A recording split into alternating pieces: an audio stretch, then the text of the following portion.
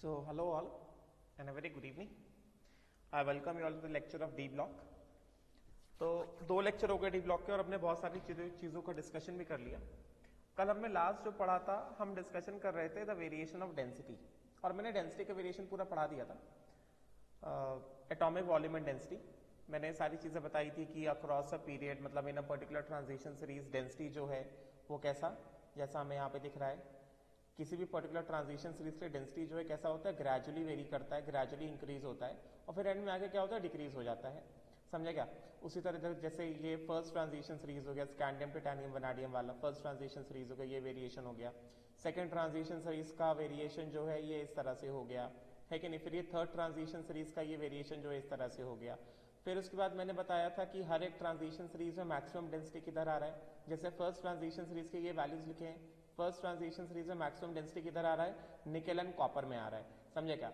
Cobalt 8.7 है मगर nickel and copper का जो डेंसिटी वो कैसा है, मैक्सिमम है। उसी तरह से सेकेंड ट्रांजिशन सीरीज में मैंने मार्क कराया था मैक्सिमम डेंसिटी किधर आ रहा है, रुथेनियम रोडियम में आ रहा है। ये देख सकते हो रुथेनियम रोडियम में मैक्सिमम डेंसिटी आ रहा है किधर, सेकेंड ट्रांजिशन सीरीज में। ठीक है। And then third transition series में मैक्सिमम डेंसिटी किधर आ रहा है, ऑस्मियम एंड इरिडियम आ रहा है। ठीक है। अच्छा, अब कल के लेक्चर के बाद से जो लोग कल का लेक्चर पढ़ चुके हैं, कल के लेक्चर बाद से बहुत सारे लोगों का एक बार एक मैसेज आया मेरे पास कि सर अगर ये आपने कहा कि डेंसिटी ग्रेजुअली इंक्रीज हो रहा है अक्रॉस अ पीरियड मतलब across a particular transition series, तो ये ग्राफ का शेप जो है वो इस तरह से क्यों है? समझे क्या? Why is the shape of the graph like this, right? तो इसका सीधा सा रीजन ये है कि ग्राफ का शेप कंटिन्यूस इंक्रीजिंग नहीं है, ये कैसा है, कर्व जैसा बन रहा है। मतलब पहले इंक्रीज हुआ इंक्रीज हुआ इंक्रीज हुआ फिर अचानक से डिक्रीज हो गया, फिर जैसे देख सकते हो increase increase increase increase increase और फिर अचानक से डिक्रीज। उसी तरह फिर इंक्रीज इंक्रीज इंक्रीज और फिर अचानक से क्या हो गया, अचानक से डिक्रीज हो गया। समझे क्या?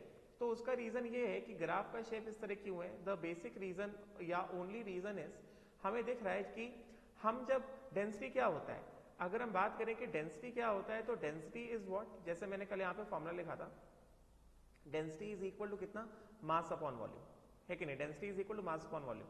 तो अगर हम एक पर्टिकुलर ट्रांजिशन सीरीज की बात करें, जैसे अगर मैं फर्स्ट ट्रांजिशन सीरीज की बात करूं, तो हमने कल ही पढ़ा था कि फर्स्ट ट्रांजिशन सीरीज में स्टार्टिंग में क्या होता है, स्टार्टिंग में साइज डिक्रीज होता है, फिर उसके बाद साइज क्या हो जाता है, कांस्टेंट हो जाता है और फिर एंड में जाके साइज में क्या आता है, सडन इंक्रीज आता है। ठीक है। साइज का वेरिएशन, स्टार्टिंग में साइज क्या होता है, स्टार्टिंग में साइज डिक्रीज होता है, फिर बीच में आते साइज कांस्टेंट हो जाता है और फिर एंड में जाके साइज में क्या होता है, इंक्रीज होता है। अच्छा, इसका मतलब वॉल्यूम का भी वेरिएशन यही रहेगा कि स्टार्टिंग में वॉल्यूम क्या होगा, डिक्रीज होगा, फिर मिडिल में आएंगे तो वॉल्यूम कैसा हो जाएगा, कांस्टेंट हो जाएगा और फिर एंड में वॉल्यूम क्या होगा, इंक्रीज होगा। ठीक है। डेंसिटी के दो कंपोनेंट्स है, एक है मास एक है वॉल्यूम। समझेगा? अच्छा, फिर उसके बाद मास क्या है, जैसे जैसे हम लोग एटॉमिक नंबर बढ़ेगा वैसे वैसे मास नंबर भी बढ़ता है। मतलब मास जो है लगातार from left to right in a particular transition series group 3 से लेकर ग्रुप 12 तक मास नंबर जो है लगातार क्या होता जा रहा है, इंक्रीज होता जा रहा है। मतलब मास लगातार क्या होता जा रहा है, इंक्रीज होता जा रहा है। तो अगर हम इसको ऐसे एक्सप्लेन करें कि अगर हम लोग यहां से स्कैंडियम से टिटानियम जाते हैं, समझे क्या, अगर हम लोग यहां से स्कैंडियम से टिटानियम जाते हैं तो हमको एक चीज देखने को मिल रही है कि मास जो है वो क्या हो रहा है, मास तो इंक्रीज हो रहा है, समझे क्या, मगर वॉल्यूम जो है वो लगातार इंक्रीज नहीं हो रहा है। स्टार्टिंग में क्या है, स्टार्टिंग में वॉल्यूम में क्या दिख रहा है, स्टार्टिंग में वॉल्यूम में डिक्रीज दिखाई दे रहा है, समझे क्या। फिर मिडिल में क्या हो गया, मिडिल में वॉल्यूम कैसा हो गया, कांस्टेंट हो गया, समझे क्या। और फिर एंड में क्या हुआ, एंड में वॉल्यूम में क्या आ गया, सडन इंक्रीज आ गया, राइट। तो इसी रीजन की वजह से डेंसिटी का जो ग्राफ है वो इस तरह से है। मतलब क्या है कहने का सिंपल मतलब ये है कि स्टार्टिंग में मास जो है स्टार्टिंग से लेकर एंड तक लगातार क्या हो रहा है, इंक्रीज हो रहा है। मास जो है स्टार्टिंग से लेकर एंड तक, मास जो है स्टार्टिंग से लेकर एंड तक देख सकते हो, ये मास जो है राइट फ्रॉम द स्टार्टिंग से लेकर एंड तक हमें देख रहा है मास क्या हो रहा है, लगातार इंक्रीज हो रहा है। वॉल्यूम का क्या है, वॉल्यूम मतलब साइज स्टार्टिंग में क्या हो रहा है, डिक्रीज हो रहा है, फिर मिडिल में आके क्या हो गया, कांस्टेंट हो गया, फिर एंड में क्या हो गया, इंक्रीज हो गया। तो इसका मतलब वॉल्यूम का क्या है, स्टार्टिंग में क्या हो रहा है, स्टार्टिंग में मास लगातार इंक्रीज होता जा रहा है, वॉल्यूम स्टार्टिंग में क्या हुआ, डिक्रीज हुआ, फिर कुछ दूर जाके कांस्टेंट हो गया। तो मास लगातार increasing, volume decreasing in the starting, मतलब क्या, डेंसिटी क्या, इंक्रीजिंग। तो स्टार्टिंग में हमें क्या देखा, स्टार्टिंग में डेंसिटी का वेरिएशन कैसा है, इंक्रीजिंग है। फिर मिडिल में गए तो मिडिल में आए तो मास अभी भी इंक्रीज हो रहा है मगर वॉल्यूम कैसा हो गया, कांस्टेंट हो गया, मिडिल में आ गया अगर हम लोग। तो मिडिल में आ गए तो वॉल्यूम कांस्टेंट मिला, मास अभी भी इंक्रीज हो रहा है, तो ओवरऑल डेंसिटी अभी भी क्या होगा, इंक्रीज होगा। तो देखो लगातार क्या होता जा रहा है, डेंसिटी का वेरिएशन कैसा होता जा रहा है, increase increase increase increase increase. फिर जब हम लोग टूवर्ड्स द एंड आए, जब टूवर्ड्स द एंड आने लगे, तो टूवर्ड्स द एंड जैसे यहाँ पे देखो रुथेनियम रोडियम तक इंक्रीज, फिर जब टूवर्ड्स द एंड आ गए पैलेडियम सिल्वर कैडमियम तो डिक्रीज होने लगा, समझेगा। उसी तरह यहाँ पे ऑस्मियम इरिडियम तक इंक्रीज, फिर जब टूवर्ड्स द एंड आने लगे तो क्या होने लगा, डिक्रीज होने लगा, समझेगा। तो उसका रीजन क्या है, जब हम लोग टूवर्ड्स द एंड आते हैं तो क्या होता है, डेंसिटी इज इक्वल टू कितना, mass upon volume, density is equal to कितना, मास अपॉन वॉल्यूम। तो जब टूवर्ड्स द एंड आते हैं तो हमने क्या देखा, साइज में एकदम से इंक्रीज दिखाई दे रहा है, मतलब वॉल्यूम में क्या हो गया, सडन इंक्रीज हो गया है। अगर वॉल्यूम में सडन इंक्रीज हो गया है या सडन राइज हो गया वॉल्यूम में, इसका मतलब डेंसिटी क्या हो गया, density is bound to fall, समझे क्या। तो इसी वजह से इस तरह का ग्राफ है डेंसिटी का। और जैसा मैंने कल बताया था, तुम बस ये ध्यान रखो कि मैक्सिमम डेंसिटी किधर अकर हो रहा है।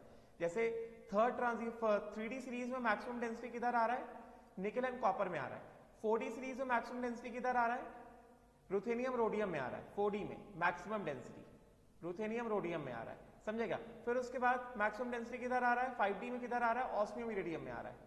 और वैसे तो पूछेंगे नहीं, बट अगर पूछ लिया कि डेंसिटी का वेरिएशन क्या है, अगर तुम्हें डेंसिटी का मैक्सिमम डेंसिटी याद है तो जैसे फर्स्ट ट्रांजिशन सीरीज में स्कैंडियम से लेकर निकल कॉपर तक इंक्रीज कराते चले जाओ, फिर डिक्रीज करा दो, समझे कि। जैसे मान लो मैक्सिमम, वैसे डेंसिटी का वेरिएशन पूछते नहीं, बट अगर मान लो पूछ लिया, एड़े लोग होते हैं एनटीए वाले, कुछ भी पूछ लेते, कुछ भी सवाल निकाल लेते, ठीक है। तो जैसे अगर हमें डेंसिटी का वेरिएशन पूछना है 3D सीरीज के लिए, तो 3D सीरीज के लिए मैंने क्या बताया, मैक्सिमम डेंसिटी किधर आ रहा है, मैक्सिमम डेंसिटी आ रहा है निकल और कॉपर में आ रहा है। मतलब क्या, स्टार्टिंग से scandium, titanium, vanadium, chromium, manganese, iron,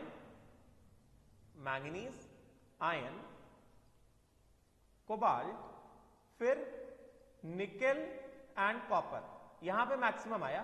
and then उसके बाद क्या हो गया, जिंक में आके क्या हो गया, डिक्रीज हो गया डेंसिटी, समझेगा। उसी तरह से 3D सीरीज की अगर 4D सीरीज की अगर बात करें, अगर 4D सीरीज की बात करी जाए कि 4D सीरीज में क्या वेरिएशन है, yttrium, zirconium, niobium, molybdenum, technetium, ruthenium, rhodium, palladium, silver and cadmium. वैसे पूछेंगे नहीं, बट अगर पूछ लिया तो रुथेनियम रोडियम में क्या हो रहा है, रुथेनियम रोडियम में मैक्सिमम डेंसिटी आ रहा है, तो यहां से लगातार क्या करते जाओ, ऐसे इंक्रीज कराते चले जाओ, फिर यहां पे लगभग बराबर, और फिर इसके आगे क्या हो गया, डिक्रीज होना स्टार्ट हो गया। मतलब ऐसे इसके आगे ये इस तरह से डिक्रीज होना स्टार्ट हो गया डेंसिटी का वेरिएशन, समझे क्या। उसी तरह से अगर 5D सीरीज में पूछा जाए, 5D सीरीज में क्या वेरिएशन होगा, we have lanthanum, hafnium, tantalum, tungsten, rhenium, osmium, iridium, platinum, gold and mercury. तो मैक्सिमम डेंसिटी आ रहा है ऑस्मियम इरिडियम का, तो स्टार्टिंग में आके ऐसे इंक्रीज कराते चले जाओ, ऑस्मियम इरिडियम लगभग एक बराबर, और उसके बाद से क्या होता जाएगा, डिक्रीज होता जाएगा, समझेगा। ये है वेरिएशन ऑफ डेंसिटी। ये क्या है, this is variation of density, this is variation of density, density का variation in a particular transition series, particular transition series में this is the variation of density. फिर उसके बाद मैंने कल एक और चीज बताई थी कि जैसे जैसे हम लोग डाउन द ग्रुप जाते हैं तो डेंसिटी क्या होता जाता है, इंक्रीज होता जाता है। जैसे देख सकता है ना, डाउन द ग्रुप जा रहे हैं, डाउन द ग्रुप जा रहे हैं यहाँ पे ऐसे, तो डेंसिटी क्या हो रहा है, ऐसे इंक्रीज हो रहा है, ये ऑर्डर स्कैंडियम से इट्रियम डेंसिटी इंक्रीज, इट्रियम से लैंथनम डेंसिटी इंक्रीज, ठीक है। तो फिर से इसका रीजन क्या है, लिखने की जरूरत नहीं, बस ऐसे बता देता हूं। डेंसिटी क्या होता है, मास अपॉन वॉल्यूम होता है ना, गेटिंग ना। तो जैसे थर्ड, फोर्थ, ये हो गया फिफ्थ, ये हो गया sixth, 7, 8, 9, 10, 11 and then what, then यहां पे क्या, ये 12, समझे क्या, राइट। तो डाउन द ग्रुप जाएंगे, जैसे अगर हम लोग फर्स्ट ट्रांजिशन सीरीज से सेकंड ट्रांजिशन सीरीज आए, ऐसा डाउन जाओगे तो मास क्या होगा, इंक्रीज होगा, यस। और वॉल्यूम भी क्या हो रहा है, साइज भी क्या होता है, down the group, third group lay down the group जाओगे साइज इंक्रीज होता है, कल ही सिखाया। वॉल्यूम भी क्या होगा, इंक्रीज होगा, मगर the factor by which mass is rising is more then the factor by which volume is rising. इस वजह से ओवरऑल डेंसिटी क्या होगा, इंक्रीज हो जाएगा, समझेगा। और यही चीज जो है बाकी समय भी अप्लाई कर देंगे, मतलब सीधा है, डाउन द ग्रुप जाओगे, यहां पे ऐसा डाउन द ग्रुप आओगे, जैसा मैंने बताया, down the group down the group जैसा बताया था डेंसिटी जो है इट राइजेस। समझे क्या? तो ये कल वाले क्लास का डिस्कशन था। अब हम लोग आज आगे बढ़ते हैं। जितना जितना मैंने बता दी बस उसके हिसाब से पढ़ लो, ऑब्जेक्टिव क्वेश्चन सॉल्व हो जाएंगे। Now let us move on to the next very important thing, the melting point and the boiling point. समझे क्या? Next very important thing that is the melting point and the boiling point. पहले इसको हम लोग पढ़ लेते हैं, right? फिर मैं इसको एक्सप्लेन कर देता हूं कि यहाँ पे क्या कहा जा रहा है melting point and boiling point के बारे में, what is being said over here. ठीक है, तो सीधी बात, जैसे मैंने बताया मेल्टिंग पॉइंट जो है, मेल्टिंग पॉइंट जो है it depends upon what? Melting point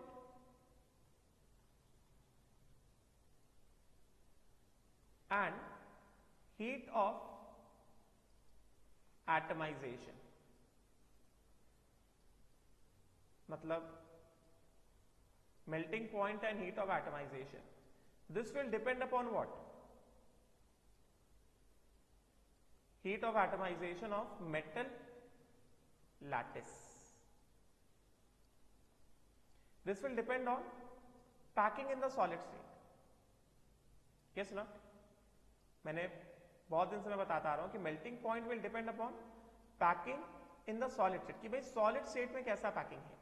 ठीक है, क्योंकि हम जानते हैं डी ब्लॉक के जो मेंबर्स होते हैं, डी ब्लॉक के जो मेंबर्स होते हैं, डी ब्लॉक के members have what? The members of D block have metallic bonding, the members of D block have metallic bonding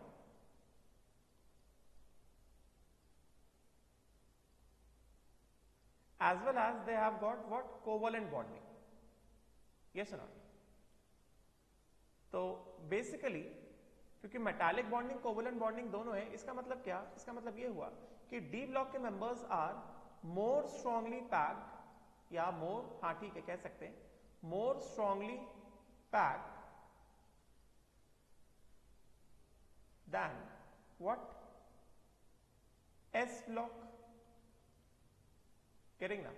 तो एक बात तो क्लियर है, क्योंकि एस ब्लॉक में क्या है, कोवलेंट बॉन्डिंग नहीं होता है, तो एक बात तो क्लियर है, therefore melting point comma boiling point comma heat of atomization, heat of atomization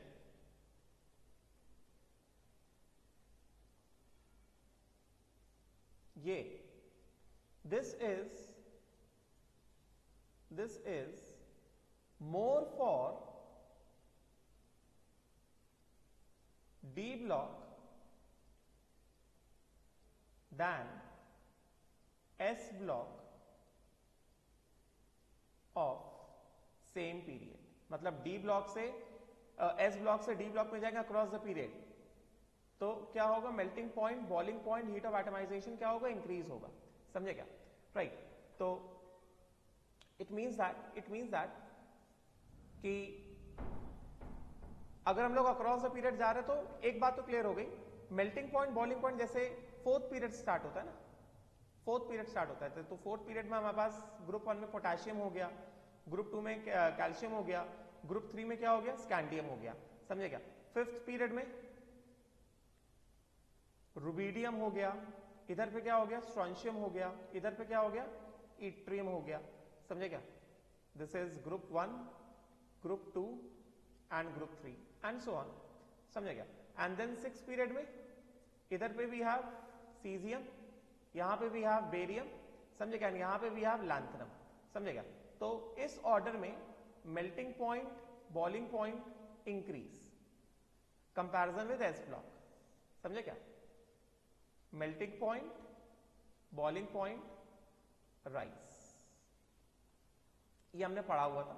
group 1 group 2 का कंपैरिजन देखा, तो यहां पे कंपैरिजन मैंने देख लिया, ग्रुप 3 से भी देख लिया। ठीक है, नाउ लेट अस सी कि भाई what is the variation of melting point and boiling point in a particular transition series.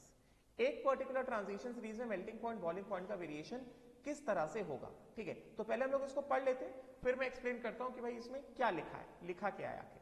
ठीक है, राइट। तो यहां पे क्या कहा जा रहा है? यहां पे कहा जा रहा है कि transition metals have very high melting point and boiling points. ठीक है, इसका रीजन बता दिया, बिकॉज वहां पे कोवलेंट बॉन्डिंग भी है और मेटालिक बॉन्डिंग भी है, तो लैटिस कैसा? बहुत स्ट्रॉन्ग है, इनफैक्ट एस ब्लॉक से तो काफी ज्यादा स्ट्रॉन्ग है। ठीक है, now in each series the melting point of these metals in each series melting point of these metals rise to a maximum value and then decrease with increase in atomic number. समझे क्या? However, अब ये however वाला part जो है, however वाला part जो है, इसको मैं रेड से कर रहा हूं क्योंकि ये एक्सेप्शन है. However, manganese, technetium have abnormally low melting points.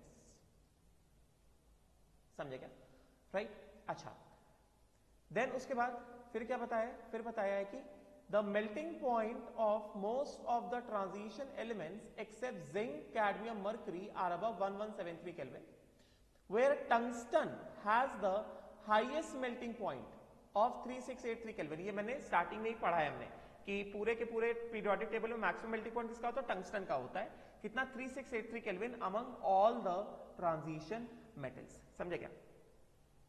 तो बेसिकली यहां पे क्या कहा जा रहा है? बेसिकली यहां पे ये कहा जा रहा है कि ट्रांजिशन मेटल्स का जो मेल्टिंग पॉइंट होता है कैसा होता है? हाई होता है. ठीक है, तो सीधी बात high melting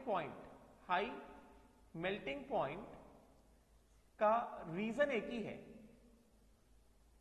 high melting point का रीजन है more unpaired electrons in n-1d. जितने ज्यादा अनपेयर्ड इलेक्ट्रॉन होंगे उतना क्या होगा? more number of covalent bonds. समझे क्या? Right? And more number of covalent bonds मतलब क्या? Stronger lattice मतलब packing in the solid state, and stronger lattice मतलब क्या? High melting point and heat of atomization.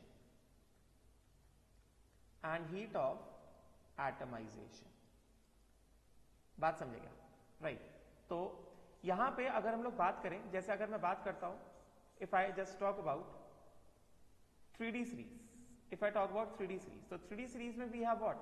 Scandium, titanium, vanadium, chromium, manganese, iron,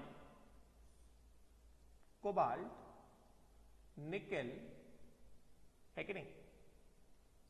nickel, copper and zinc. Right. तो अगर हम लोग इसका इलेक्ट्रॉनिक कन्फिग्रेशन बस मैं D का लिख रहा हूं. ये कितना है? 3D1 है. ये कितना है? 3D2 है. ये कितना है? 3D3 है. ये कितना है? 3D5 है. ये कितना है? 3D5 है. फिर ये कितना है? ये 3D6 हो गया. समझे क्या? राइट. देन दिस बिकम्स कितना? 3D7. देन दिस बिकम्स कितना? 3D8. दिस वन बिकम्स कितना? 3D10. एंड देन लास्ट में ये कितना हो गया? ये भी कितना हो गया? 3D10 हो गया. समझेगा? तो तुम यहां पे देखो, यहां पे कितने अनपेयर्ड इलेक्ट्रॉन है? एक ही अनपेयर्ड इलेक्ट्रॉन है. ठीक है, तो ये कितना? सिर्फ एक कोवलेंट बॉन्ड फॉर्म करेगा. नंबर ऑफ कोवलेंट बॉन्ड्स यहां पर अगर मैं ऐसे लिखूं, नंबर ऑफ कोवलेंट बॉन्ड्स, तो स्कैंडियम एक ही अनपेयर्ड इलेक्ट्रॉन, तो बस एक कोवलेंट बॉन्ड फॉर्म करेगा. टिटानियम कितना? 2 अनपेयर्ड इलेक्ट्रॉन मतलब 2 कोवलेंट बॉन्ड फॉर्म करेगा. वैनाडियम 3 अनपेयर्ड इलेक्ट्रॉन मतलब 3 कोवलेंट बॉन्ड फॉर्म करेगा. क्रोमियम 5 अनपेयर्ड इलेक्ट्रॉन मतलब 5 कोवलेंट बॉन्ड फॉर्म करेगा. मैंगनीज को यहां पे इंक्लूड नहीं करें क्योंकि मैंगनीज में एक्सेप्शन आया था. आयरन में कितना? 3D6 है मतलब 4 अनपेयर्ड इलेक्ट्रॉन ना. 3D6 को भरोगे अगर तो 4 अनपेयर्ड इलेक्ट्रॉन आएंगे ना. 3D6 इसको फिल करो. 1 2 3 4 5 और ये 6. कितने अनपेयर्ड इलेक्ट्रॉन? 1 2 3 4. समझेगा? तो कितने अनपेयर्ड इलेक्ट्रॉन? 4 unpaired electron. तो कोवलेंट बॉन्ड्स कितने? 4. 3D7 में कितने अनपेयर्ड इलेक्ट्रॉन हो जाएंगे? 3D7 में एक और ये आ गया. तो कितने अनपेयर्ड इलेक्ट्रॉन? 1 2 और ये 3 अनपेयर्ड इलेक्ट्रॉन हुए 3D7 में. तो कितने कोवलेंट बॉन्ड्स? 3. 3D8 में कितने अनपेयर्ड इलेक्ट्रॉन? 2. कोवलेंट बॉन्ड्स कितने? 2. 3D10 में एक भी नहीं. इसमें 3D10 में एक भी नहीं. तो हमें क्या दिख रहा है? जैसे जैसे number of unpaired electron increase हो रहा है, as the number of unpaired electron is increasing, what is happening? The number of covalent bond is increasing. Starting से देखो covalent bond किधर आया? Maximum number of covalent bond किधर आया है? Group 3, Group 4, Group 5, Group 6, Group 7, 8, 9, 10, 11 and 12. Maximum number of covalent bonds किधर आए, यहां पे आए, समझे क्या। और फिर उसके बाद नंबर ऑफ कोवेलेंट बॉन्ड्स क्या हो गए, नंबर ऑफ कोवेलेंट बॉन्ड्स जो वो डिक्रीज होने स्टार्ट हो गए, राइट। तो इसी वजह से melting point across a transition series का जो वेरिएशन है, स्टार्टिंग में मेल्टिंग पॉइंट क्या होता है, इंक्रीज होता है, ग्रुप 6 में आकर के क्या होता है, मैक्सिमम होता है। ग्रुप 6 में क्या होता है, ग्रुप 6 में मेल्टिंग पॉइंट कैसा दिख रहा है, ग्रुप 6 में मैक्सिमम मेल्टिंग पॉइंट दिखाई देगा, मैक्सिमम मेल्टिंग पॉइंट। क्यों मैक्सिमम मेल्टिंग पॉइंट, क्योंकि due to what, due to maximum covalent bonds. Group 6 में मेल्टिंग पॉइंट मैक्सिमम दिख रहा है क्योंकि मैक्सिमम कोवेलेंट बॉन्ड्स दिख रहे हैं किसमें, ग्रुप 6 में। एंड उसके बाद नंबर ऑफ कोवेलेंट बॉन्ड्स क्या होते हैं, डिक्रीज होते चले जाते हैं, इस वजह से मेल्टिंग पॉइंट भी क्या होता जाएगा, डिक्रीज होता चला जाएगा, समझेगा। ये अभी 3D का लिखा है, अभी पहले 3D का ग्राफ देख लेते हैं हम लोग और फिर बाकी देखते हैं 4D और 5D में क्या होगा, ठीक है। तो देखो जरा 3D में देखो जरा तुम एक बार, 3D में देखो हमें क्या दिख रहा है। अभी हम लोग मैंगनीज को छोड़ देते हैं, ठीक है, मैंगनीज और टेक्नीशियम की बात नहीं कर रहे हैं। देखो जरा स्कैंडियम, स्कैंडियम से टिटानियम, ग्राफ देखो, स्कैंडियम से टिटानियम, टिटानियम से वैनाडियम, समझे क्या। मैं थोड़ा लाइट पेन यूज कर लेता हूं हाईलाइट करने के लिए। देखो स्कैंडियम से टिटानियम, यस, टिटानियम से वैनाडियम, वैनाडियम से क्रोमियम, इंक्रीज हुआ, राइट। अभी मैंगनीज की बात नहीं कर रहे। फिर क्रोमियम बात देखो, आयन, आयन से कोबाल्ट, देखो डिक्रीज होने लगा क्योंकि number of unpaired electron decrease हो रहे तो कोवेलेंट बॉन्ड्स डिक्रीज हो रहे, तो क्या होगा, मेल्टिंग पॉइंट क्या होगा, डिक्रीज होगा। देन कोबाल्ट से क्या हो गया, कोबाल्ट से निकल, फिर निकल से किधर आ गया, निकल से आ गया हमारे पास कॉपर, तो देखो कॉपर किधर आया है, ये कहीं पे इधर कॉपर आया है। एंड देन जिंक देखो किधर आया है, जिंक जो है इधर पे आया है, समझेगा। So that is why this is a reason for variation, ठीक है। उसी तरह से अगर हम लोग 4D सीरीज की बात करते हैं, अगर मैं 4D सीरीज की बात करूं यहां पे आके, अगर मैं 4D सीरीज की बात करूं तो 4D सीरीज में we have what, in 4D series we have what all, in 4D series we have yttrium, then zirconium, then niobium, then molybdenum, then technetium। Group में लिख रहा हूं, ग्रुप वाइज लिख रहा हूं, देन व्हाट, रुथेनियम, मुझे याद है तुम लोग निमोनिक से कर सकते हो, मुझे तो पूरा रटा रटा है, देन रोडियम, देन पलाडियम, उसके बाद क्या, सिल्वर, और उसके बाद क्या, कैडमियम, समझेगा। तो अगर हम लोग इसमें सीधे सीधा अगर इलेक्ट्रॉनिक कन्फिग्रेशन लिखते हैं तो इलेक्ट्रॉनिक कन्फिग्रेशन क्या हो गया, बस डी वाला लिख रहे हैं, 4D1, इसमें कितना हो गया 4D2, यहाँ पे 4D3 होना चाहिए मगर एक्सेप्शन आ गया 4D4 हो गया। यहाँ पे मॉलिब्डेनम कितना होना चाहिए, 4D4 होना चाहिए, एक्सेप्शन आ गया, कितना हो गया 4D5 हो गया। ये मैंने करेक्शन कराया था, ये होता है 4D6, ये होता है 4D7, राइट। फिर ये होता है कितना 4D8, ये कितना होता है 4D10, फिर ये भी कितना होता है 4D10, राइट। एंड देन ये भी कितना होता है 4D10, समझे क्या, राइट। तो नंबर ऑफ कोवेलेंट बॉन्ड्स की अगर हम लोग बात करेंगे, नंबर ऑफ कोवेलेंट बॉन्ड, जितने अनपेड इलेक्ट्रॉन उतने कोवेलेंट बॉन्ड्स होंगे। नंबर ऑफ कोवेलेंट बॉन्ड्स की अगर हम बात करें, यहां पे एक अनपेड इलेक्ट्रॉन, कोवेलेंट बॉन्ड यहां पे कितना, एक, समझे क्या। yttrium का कितना कोवेलेंट बॉन्ड, एक, जर्कोनियम के कितने कोवेलेंट बॉन्ड, दो, क्योंकि दो अनपेड इलेक्ट्रॉन है। न्यूबियम हैज गॉट कितना, डी में कितने अनपेड इलेक्ट्रॉन, 4 ना, तो कोवेलेंट बॉन्ड्स कितने 4। इसके पास कितने अनपेड इलेक्ट्रॉन, डी में 5, तो कोवेलेंट बॉन्ड कितने 5। टेक्नीशियम बात अभी नहीं कर रहे। रुथेनियम पास अनपेड इलेक्ट्रॉन कितने 7, सॉरी 3 अनपेड इलेक्ट्रॉन, तो नंबर ऑफ कोवेलेंट बॉन्ड्स कितने 3, 4D7 मतलब 3 अनपेड इलेक्ट्रॉन। यहाँ पे 4D8 मतलब 2 अनपेड इलेक्ट्रॉन, कोवेलेंट बॉन्ड्स कितने 2, यहाँ पे 0 0 0।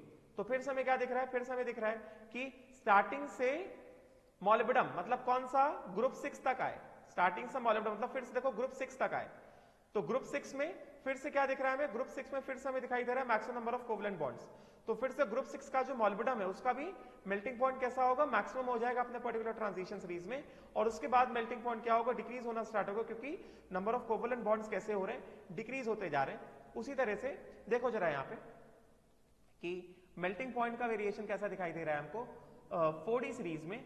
तो अगर हम लोग 4D सीरीज में नजर डालते हैं तो we have what, we have yttrium, then we have zirconium increase, then we have niobium increase, and then we have molybdenum maximum, समझे क्या। राइट। एंड देन उसके बाद number of unpaired electron decrease होने लगे, तो देख सकते हो मॉलिब्डेनम से कम हो गया क्या, ruthenium, and then we have rhodium और कम हो गया, देन वी हैव पैलेडियम, देखो और कम हो गया, समझे क्या। एंड देन सिल्वर का पोजीशन थोड़ा देखना पड़ेगा, सिल्वर का पोजीशन किधर है, सिल्वर जो है कॉपर से थोड़ा नीचे ही है, then we have this copper and then we have this what, cadmium, समझे क्या, right. So this is the variation, बात समझ में आ गई, राइट। फिर उसी तरह से अगर हम लोग यहां पे बात करते हैं, यहां पे अगर हम लोग बात करें 5D सीरीज में, बिकॉज ये पूछ लेते हैं 5D सीरीज में अगर हम लोग बात करते हैं, if you just talk about the 5D series in a transition series, variation तो क्लियर हो गया होगा, ठीक है। अभी ग्रुप वाइज वेरिएशन बस एक बार देखना होगा, ग्रुप वाइज वेरिएशन क्या है। अगर हम लोग 5D सीरीज की बात करें तो 5D सीरीज में we have what, 5D series में we have lanthanum, hafnium, tantalum, 5D series में ग्रुप वाइज लिखना पड़ेगा।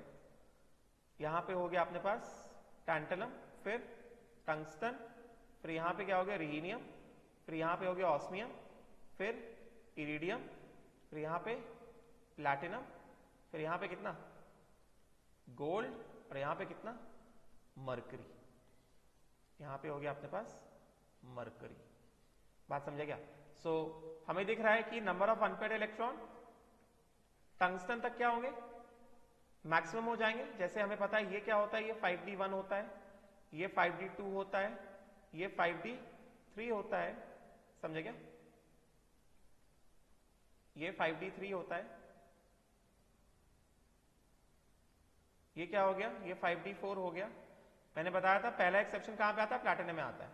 ये 5D5 हो गया, ये 5D6 हो गया, इरिडियम हो गया 5D7, ये 5D8 होना चाहिए मगर क्या हो जाता है 5D9, 5D10 एंड 5D10। अभी यहां से खुद ही पता कर सकते हो कि नंबर ऑफ अनपेड इलेक्ट्रॉन का वेरिएशन कैसा है और डेंसिटी का किधर होगा, ठीक है। अभी भी रेनियम को थोड़ा सा सॉर्ट आउट करते हैं, बाद में देखते हैं। अभी नंबर ऑफ कोवलेंट बॉन्ड्स की अगर हम बात करें तो कोवलेंट बॉन्ड्स का वेरिएशन कैसा दिखाई देगा, यहां पे कितने अनपेड इलेक्ट्रॉन, एक तो एक कोवलेंट बॉन्ड, यहां पे अनपेड इलेक्ट्रॉन 2 तो 2 कोवलेंट बॉन्ड, यहां पे अनपेड इलेक्ट्रॉन 3 तो 3 कोवलेंट बॉन्ड, अनपेड इलेक्ट्रॉन 4 तो 4 कोवलेंट बॉन्ड, अनपेड इलेक्ट्रॉन कितने 4 तो 4 कोवलेंट बॉन्ड, यहां पे कितने unpaired electron 3 covalent bond, unpaired electron 1 covalent bond 0, और ये फिर 0, समझे क्या। तो हमें फिर से यहां पे क्या दिख रहा है कि number of unpaired electron starting क्या हो रहा है, इंक्रीज हो रहा है। फिर से maximum number of unpaired electron किधर आया, 6 ग्रुप में आया, 6 ग्रुप में क्रोमियम, मॉलिब्डेनम और ये टंगस्टन, समझे क्या।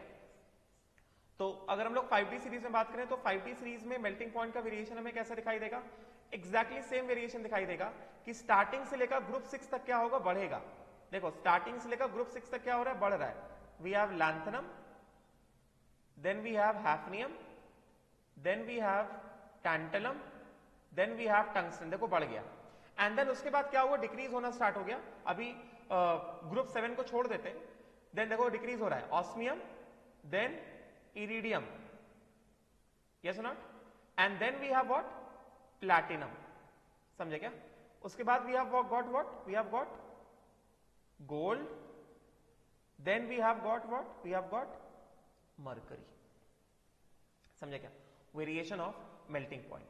तो ये ग्राफ को अच्छे से स्टडी करना, you must study this graph nicely, graph को अच्छे से पढ़ने की जरूरत है, ठीक है। तो अक्रॉस अ पीरियड मैंने सिखा दिया कैसे स्टडी करना है, अक्रॉस अ पीरियड तो मैंने तुमको सिखा दिया कि स्टडी कैसे करना है मेल्टिंग पॉइंट के वेरिएशंस को, across a period I have taught you, ठीक है। अभी हमें थोड़ा जो क्वेश्चन फंसाता है वो हमें down the group melting point का क्या वेरिएशन है, down the group melting point का वेरिएशन फंसा देता है, खासकर ये लास्ट वाले जो हैं जहां पे बहुत सारा ओवरलैपिंग हो रहा है, ठीक है। तो फर्स्ट ऑफ ऑल अगर हम लोग बात करें ग्रुप 12 में, तो ग्रुप 12 में मेल्टिंग पॉइंट का वेरिएशन क्या है, जैसा जैसा हमें दिख रहा है, जैसे जैसे नाम दिख रहे हैं, ग्रुप 12 में what is the variation of melting point, group 12, in group 12 let us see group 12, group 12 में मेल्टिंग पॉइंट का वेरिएशन क्या है, zinc, cadmium, we have zinc, cadmium, mercury, ठीक है। ग्रुप 11 में क्या है, वी हैव क्या, we have copper, silver and gold. Across a period तो मैंने सिखा दिया, ग्राफ में क्लियरली दिख रहा है। अभी डाउन द ग्रुप जहां पे जनरली क्वेश्चन निकाल देते हैं, डाउन द ग्रुप में क्वेश्चन कहां निकालते हैं, डाउन द ग्रुप में क्वेश्चन निकालते हैं ग्रुप 12 से, कि बताओ भाई ग्रुप 12 में मेल्टिंग पॉइंट का वेरिएशन क्या है। ग्रुप 12 में हमें दिख रहा है कि मेल्टिंग पॉइंट क्या हो रहा है, डाउन द ग्रुप जा रहे हैं, तुम्हें वैल्यू से दिख रहा होगा, वैल्यू से हमें दिख रहा है कि डाउन द ग्रुप जाने पर मेल्टिंग पॉइंट सीधा सीधा दिख रहा है for group 12, for group 12 only, group 12 के लिए ये पूछ लेते हैं, we have zinc, cadmium and mercury. तो ग्रुप 12 के लिए अगर हम डाउन द ग्रुप जाएंगे तो क्या होगा, मेल्टिंग पॉइंट डिक्रीजेस। ये एक चीज ध्यान रख लो ग्राफ से, ये this is exclusively for group 12, this is exclusively for group 12, मतलब डाउन द ग्रुप जाएंगे तो मेल्टिंग पॉइंट का वेरिएशन क्या आ रहा है, zinc, cadmium, mercury, down the group melting point का वेरिएशन हमें ये दिख रहा है, समझे क्या। फिर ग्रुप 11 की अगर हम बात करें, ग्रुप 11 में क्या दिख रहा है, क्योंकि बाकी सारे ग्रुप्स के लिए हमें थोड़ा थोड़ा क्लियर दिख रहा है, for rest of the groups we can clearly see. Group 11 में क्या दिख रहा है, देखो गोल्ड ऊपर लिखा है, फिर कॉपर है, फिर सिल्वर है, let us confirm, gold, copper, silver. तो ग्रुप 11 में कॉपर का मेल्टिंग पॉइंट, ये मेल्टिंग पॉइंट लिखा हुआ है, मेल्टिंग पॉइंट, अच्छा बस 3D सीरीज का ही दिया गया, बाकी का नहीं दिया गया। तो फिर भी हम लोग ग्राफ से देख के बता सकते हैं, ग्राफ से देख के बता सकते हैं कि ग्रुप 11 के लिए वेरिएशन कैसा है, देखो गोल्ड ऊपर लिखा है, फिर कॉपर लिखा है, फिर सिल्वर लिखा है, इसका मतलब ग्रुप 11 में मेल्टिंग पॉइंट का वेरिएशन कैसा है, ग्रुप 11 में मेल्टिंग पॉइंट का जो वेरिएशन है, ग्रुप 11 में मेल्टिंग पॉइंट का जो वेरिएशन है वो कैसा है, सबसे ज्यादा क्या है, गोल्ड है, फिर क्या है, कॉपर है, फिर क्या है, सिल्वर है, ये मेल्टिंग पॉइंट ग्रुप 11 में, ये मेल्टिंग पॉइंट फॉर ग्रुप 12। ये बेसिकली एग्जाम में एनटीए वगैरह ये सब लास्ट में थोड़ा ज्यादा इंटरेस्टेड रहते हैं कि जहां पे थोड़ा सा वैल्यूज ओवरलैप करते हैं, ग्रुप 11 ग्रुप 12 में क्या वेरिएशन है, तो ये चीज देख लो जरा, ये मैंने तुम्हें डायग्राम से निकाल के बताया। बाकी सारे ग्रुप्स के लिए अगर तुम देखो, पीरियड तो मैंने पढ़ा दिया, क्रॉस पीरियड क्या हो रहा है वो पढ़ा दिया मैंने, ठीक है। अभी बस ये बचा हुआ है, ग्रुप 7 बचा हुआ है, मैंगनीज, टेक्नीशियम, रेनियम। अभी बाकी सारे ग्रुप्स देखो जरा, scandium, yttrium, lanthanum, down the group जा रहे हैं, melting point increase, titanium, zirconium, hafnium, down the group जा रहे हैं, melting point increase, vanadium, niobium, tantalum, down the group जा रहे हैं, melting point increase, chromium, molybdenum, tungsten, down the group जा रहे हैं, melting point increase, manganese, technetium, rhenium, down the group जा रहे हैं, मेल्टिंग पॉइंट इंक्रीज, आयरन, फिर उसके बाद iron, ruthenium, osmium, down the group गए, मेल्टिंग पॉइंट इंक्रीज, समझे क्या।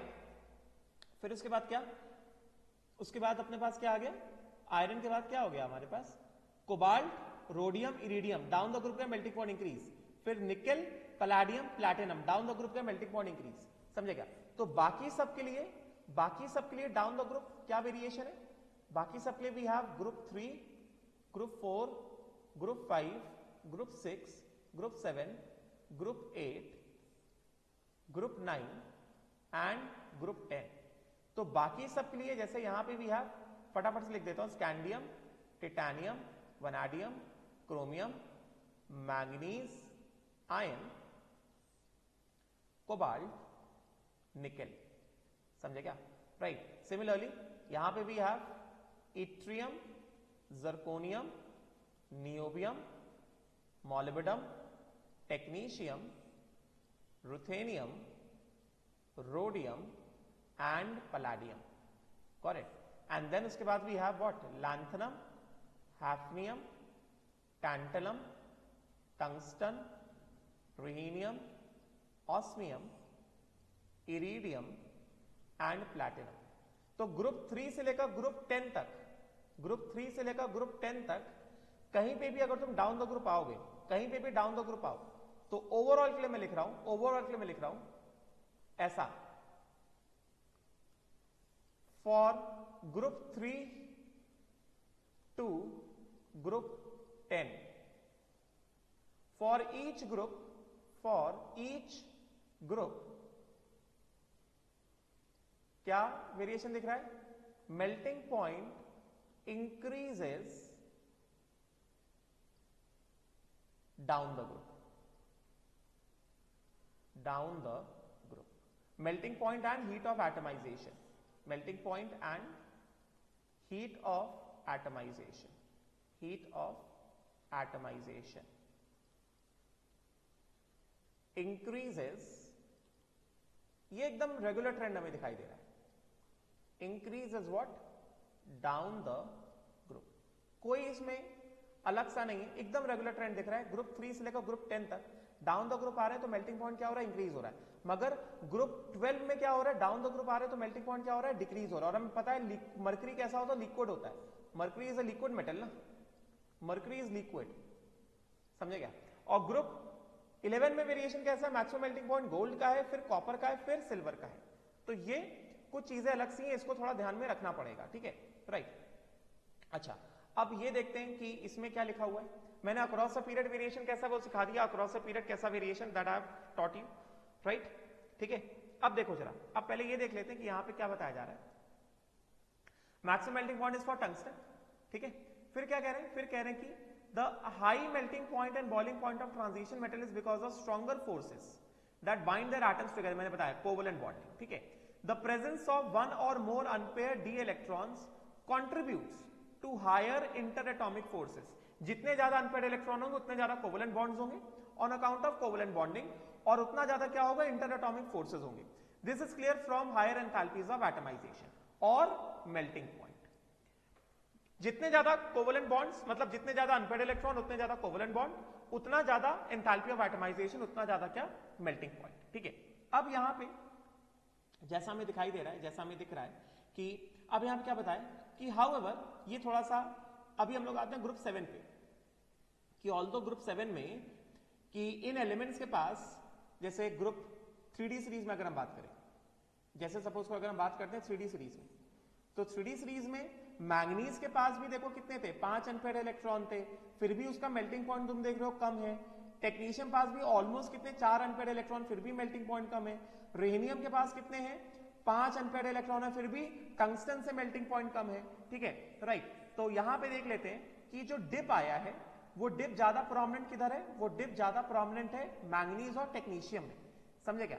रेनियम में डिप इतना ज्यादा प्रोमिनेंट नहीं है। रेनियम में दिख रहा है कि dip is not that much prominent, although rhenium का जो मेल्टिंग पॉइंट है ऑस्मियम से कम है, समझेगा।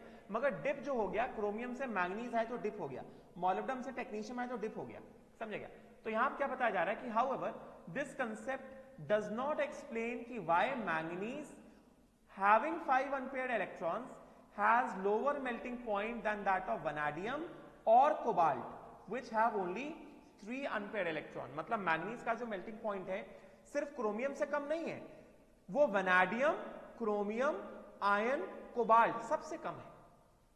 तो 3D सीरीज का जैसे मैंने कहा कि थोड़ा ध्यान से पढ़ना है, तो 3D सीरीज में तुम्हें ये थोड़ा देखना पड़ेगा कि मेल्टिंग पॉइंट का वेरिएशन कैसा है। मेल्टिंग पॉइंट के वेरिएशन तुम्हें क्या देखना है, स्कैंडियम के बाद टिटैनियम, उसके बाद क्या, वैनाडियम, ऐसा सीरीज वाइज तो नहीं पूछेंगे। ऐसे देख लो कि मैंगनीज का जो मेल्टिंग पॉइंट है, मैंगनीज का melting point is less than that of vanadium, manganese का melting point is less than that of chromium, manganese का melting point is less than that of iron, manganese का melting point is less than that of cobalt. ऐसे पढ़ लिया तो भी चलेगा, ऐसे पूरा ट्रेंड ऐसे नहीं पूछेंगे। जैसे जनरल मैंने बताया कि यहां पे जो मैंने इधर पे जनरल बताया था, ये अच्छा, ये तो डेंसिटी का बताया था, डेंसिटी का बताया था। बाकी ग्राफ से देख लो कि अक्रॉस द पीरियड किस तरह का ट्रेंड आ रहा है मेल्टिंग पॉइंट का, ठीक है। पहले स्टार्टिंग क्या हो रहा है, स्टार्टिंग में मेल्टिंग पॉइंट क्या हो रहा है, इंक्रीज होता चला जा रहा है। पहले मेल्टिंग पॉइंट इंक्रीज होता चला जा रहा है, उसके बाद मेल्टिंग पॉइंट क्या होता जा रहा है, डिक्रीज होता चला जा रहा है, समझेगा, राइट। तो क्या बता रहे हैं कि however this concept does not explain कि व्हाई मैंगनीज जिसके पास 5 अनपेयर्ड इलेक्ट्रॉन उसका मेल्टिंग पॉइंट कम है एज कंपेयर टू वैनाडियम और कोबाल्ट व्हिच हैव ओनली कितने, 3 अनपेयर्ड इलेक्ट्रॉन्स, समझे क्या। तो इसका रीजन क्या है, इसका रीजन है कि complex structure is responsible for this anomalous behaviour, abnormal behaviour. तो इसका रीजन बस ये लिखता है कि जो इनका कॉम्प्लेक्स स्ट्रक्चर है इस वजह से इनका बिहेवियर कैसा है, एबनॉर्मल है, एनॉमलस बिहेवियर है, ठीक है। अब तुम देखो अपने पर्टिकुलर ट्रांजिशन सीरीज में, in a particular transition series minimum melting point किसका है, ग्रुप 12 का है। In a particular transition series minimum melting point किसका है, जैसे 3D सीरीज में तुम देख सकते हो सबसे कम मेल्टिंग पॉइंट जिंक का है, समझे क्या। 4D सीरीज में देख सकते हो सबसे कम मेल्टिंग पॉइंट किसका है, कैडमियम का है। 5D सीरीज में देख सकते हो सबसे कम मेल्टिंग पॉइंट किसका है, मरकरी का है। तो in a particular transition series group 12 members का जो मेल्टिंग पॉइंट है कैसा है, सबसे कम है, तो when no unpaired electrons are present, the melting point are as low as in case of zinc, cadmium, mercury. तो इसके लिए हम क्या लिखेंगे? इसके लिए क्या लिखा जाएगा? सीधा सीधा ये लिखा जाएगा कि in a given transition series, in a given TS मतलब transition series, group 12 members have minimum melting point in a particular transition series. group 1 के members का क्या है? melting point कैसा है? minimum है. समझेगा? ये चीज इंपॉर्टेंट है. ये पूछ लेते हैं कि गिवन ट्रांजिशन सीरीज में सबसे कम मेल्टिंग पॉइंट किसका होगा? ग्रुप 12 के मेंबर्स का होगा, क्योंकि उनके पास कोई भी अनपेयर्ड इलेक्ट्रॉन नहीं होता है. ठीक है, अब तुम देख लो जरा यहाँ से मेल्टिंग पॉइंट. स्कैंडियम कितना है? 1814. टिटेनियम गए, बढ़ गया, नंबर ऑफ अनपेयर्ड इलेक्ट्रॉन बढ़ गया. वैनाडियम में गए तो और बढ़ गया. क्रोमियम में गए तो ग्रुप 6 आ गया मैक्सिमम. फिर उसके बाद मैग्नीज को डिप किया है. मैग्नीज क्या हो गया? डिप हो गया. आयन कितना है? 1808. किससे? क्रोमियम से कम है. फिर कोबाल्ट कैसा है? 1768. ठीक है, डिक्रीज होने लगा. फिर निकेल कैसा है? 1726, डिक्रीज होने लगा. कॉपर कैसा है? 1356, डिक्रीज होने लगा. और जिंक कैसा है? 693. ठीक है, तो आई वुड सजेस्ट कि to be on the safer side, एक बार हम लोग क्या करते हैं, हम लोग बस 3D सीरीज का जो मेल्टिंग पॉइंट का ऑर्डर है उसको हम लोग लिख लेते हैं. Let us write down the order of melting point for 3D series. ठीक है, क्योंकि 3D सीरीज ज्यादा पूछा जाता है, उससे क्वेश्चन ज्यादा निकलते हैं. तो 3D सीरीज में मेल्टिंग पॉइंट का ऑर्डर कैसा है? हमें मैक्सिमम मेल्टिंग पॉइंट मतलब किस तरह से दिखाई दे रहा है? मैक्सिमम क्या है? मैक्सिमम हमारे पास है क्रोमियम, ये वाला है, ये क्रोमियम है. ठीक है, ये क्रोमियम है अपने पास. और फिर उसके बाद क्या हो गया? मैग्नीज तो बहुत कम है, ये आयन हो गया. फिर क्या हो गया? ये कोबाल्ट हो गया. समझे क्या? फिर क्या हो गया? ये हो गया अपने पास निकेल. फिर हो गया ये कॉपर. फिर हो गया ये जिंक. देखो जिंक का मेल्टिंग पॉइंट देखो कितना कम है, कितना है? 693 है. So less melting point. ठीक है, तो हम लोग क्या करते हैं, हम लोग ऐसे लिख लेते हैं for 3D series. 3D series के बस मेल्टिंग पॉइंट का ऑर्डर देख लो. मेल्टिंग पॉइंट का ऑर्डर देख लो तो क्या हो रहा है? स्कैंडियम से ऐसे लिखता हूं मैं, स्कैंडियम से टिटेनियम, टिटेनियम से वैनाडियम जा रहे, तो मेल्टिंग पॉइंट क्या हो रहा है? इंक्रीज हो रहा है. समझे क्या? फिर वैनाडियम से क्रोमियम आए तो मेल्टिंग पॉइंट मैक्सिमम हो गया. और एनीवेज 3D सीरीज में मैक्सिमम मेल्टिंग पॉइंट किसका है? क्रोमियम का है. तो क्रोमियम को सबसे पहले लिख दिया हमने. समझे क्या? जैसे मैं लिख रहा हूं वैसे पढ़ना है. फिर उसके बाद क्या है? आयन है. आयन का कितना हो गया? ये आयन आ गया 1808. तो आयन का मेल्टिंग पॉइंट ऊपर जो है उनसे कैसा है? कम ही है ना. मतलब वैनाडियम से आयन कैसा है? कम है. ये हो गया आयन. ब्लू से लिखता हूं, ग्रीन से लिखता हूं. आयन का मेल्टिंग पॉइंट अभी जो ऑलरेडी लिख दिया उनसे भी कैसा है? कम है. तो ये क्या हो गया? ये हो गया आयन. समझेगा? फिर क्या है? ये हो गया कोबाल्ट. ऊपर जो ऑलरेडी लिख दिए इन सब से कैसा? कम है. समझे क्या? तो कितना हो गया? 1768. तो अभी क्या होगा? मेल्टिंग पॉइंट डिक्रीज होना स्टार्ट होगा ना. मेल्टिंग पॉइंट भी डिक्रीज होना स्टार्ट होगा. ये यहां से ये क्या हो रहा है? कोबाल्ट और भी कम है. समझेगा? आयन से कोबाल्ट कम है. समझेगा? ये ऐसे, और फिर क्या हो गया? ये ऐसे कोबाल्ट. समझेगा? और फिर क्या हो गया? कॉपर का मेल्टिंग पॉइंट और कम हो गया. कॉपर का, क्रोमियम मैंने थोड़ा गलत लिखा है, क्रोमियम ऐसे नहीं होगा. कॉपर का मेल्टिंग पॉइंट देखो कितना हो गया? और कम हो गया. कॉपर कितना है? कॉपर है 1356. मैग्नीज कितना है? 1517. मैग्नीज है 1517. समझे क्या?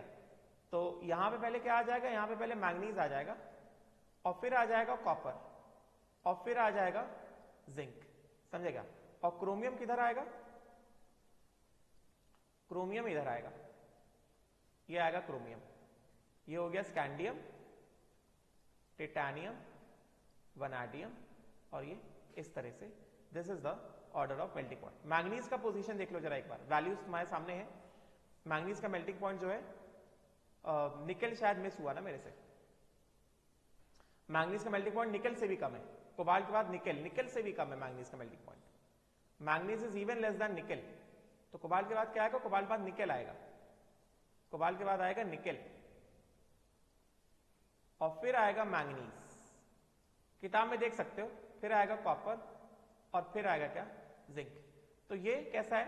ये एक ऐसा सीरीज है जो हमें सही रिप्रेजेंटेशन नहीं दे पा रहा है।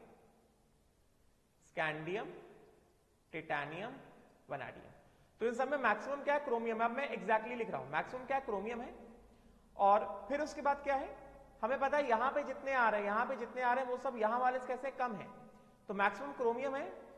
उसके बाद क्या है हमारे पास? वनाडियम है। फिर क्या है? टिटेनियम है। फिर क्या है?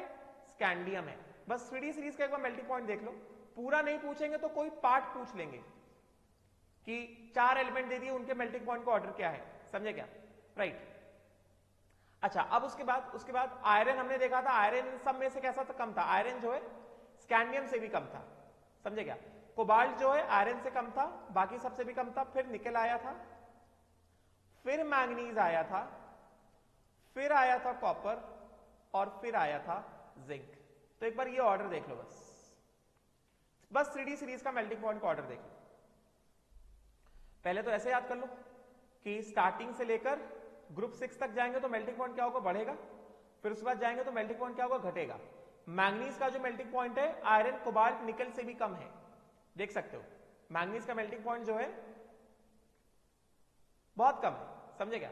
Vanadium, titanium, scandium, iron, cobalt, निकल से भी कम है मैंगनीज का melting point. Got it? Clear हो गया? Right. So this is about the melting point का वेरिएशन। 3D सीरीज का मेल्टिंग पॉइंट एक बार देख लो, एंड उसी तरह से वेरिएशन हमको दिखाई देगा हीट ऑफ एटमाइजेशन का। तो जो ऑर्डर मेल्टिंग पॉइंट का, वही ऑर्डर किसका? हीट ऑफ एटमाइजेशन का है। सेम ऑर्डर फॉर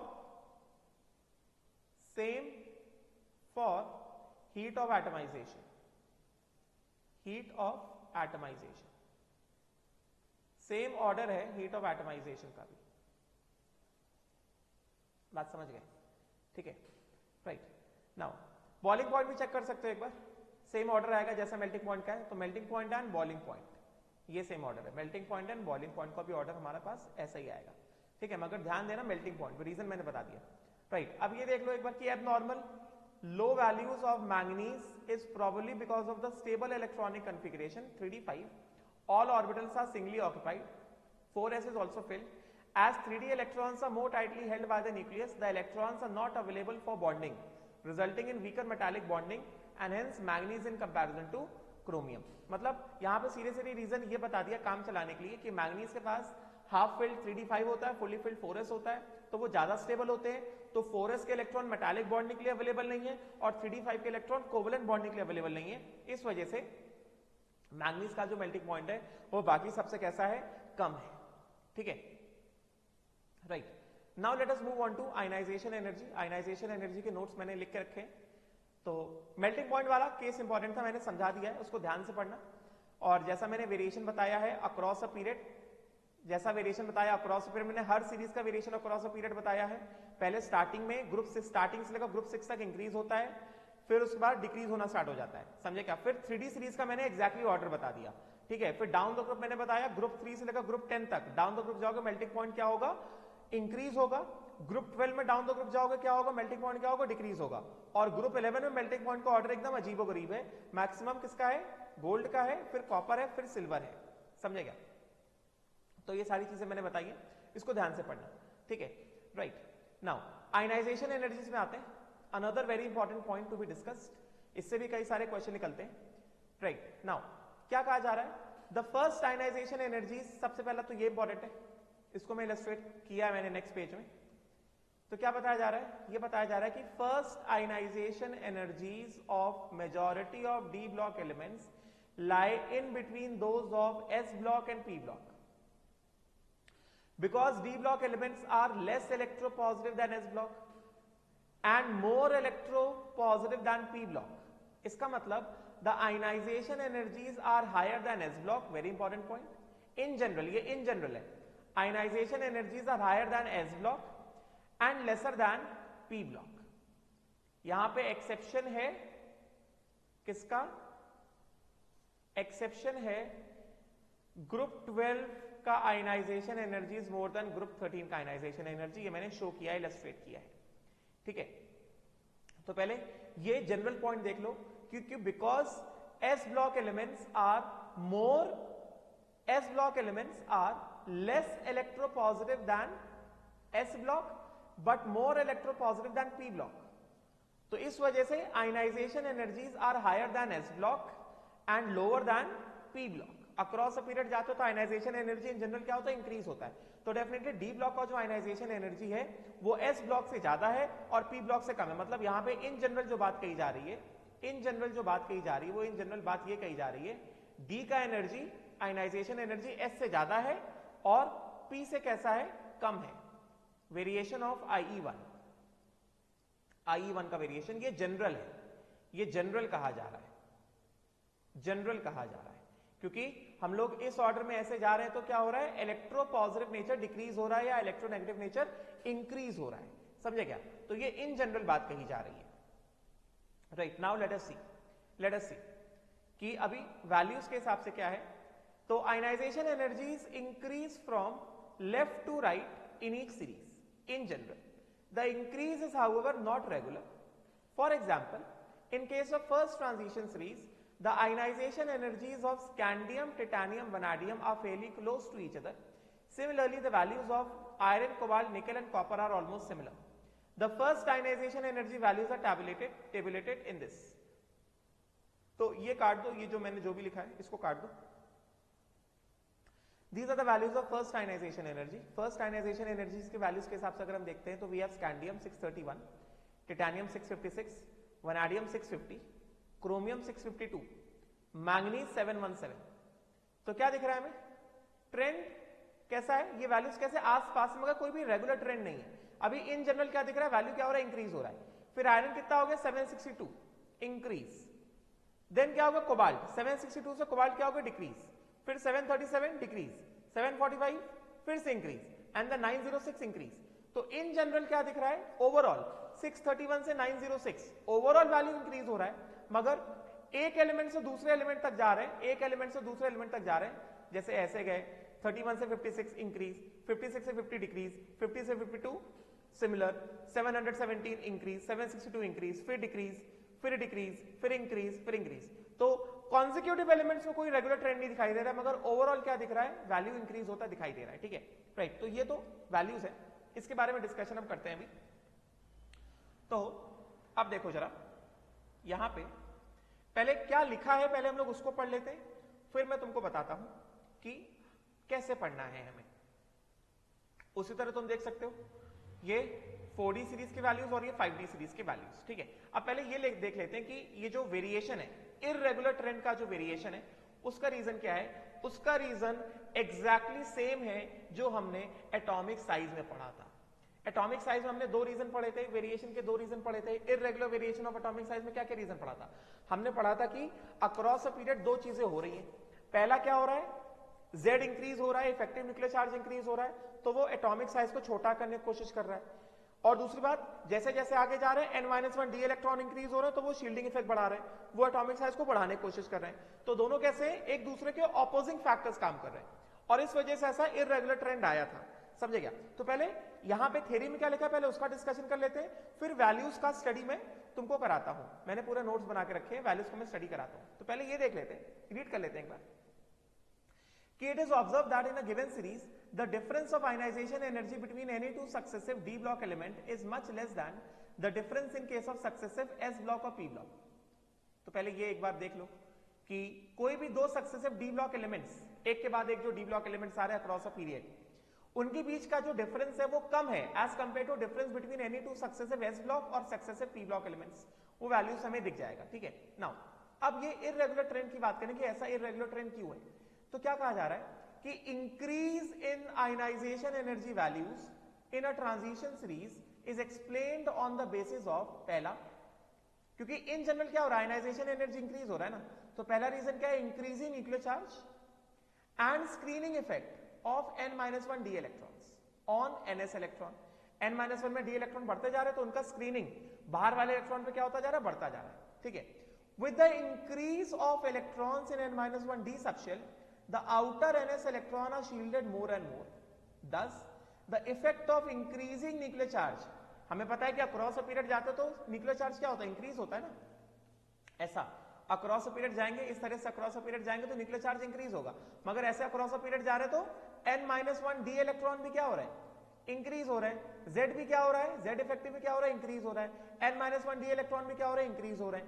तो Z इफेक्टिव इंक्रीज होगा तो ये आयनाइजेशन एनर्जी को बढ़ाने की कोशिश करेगा।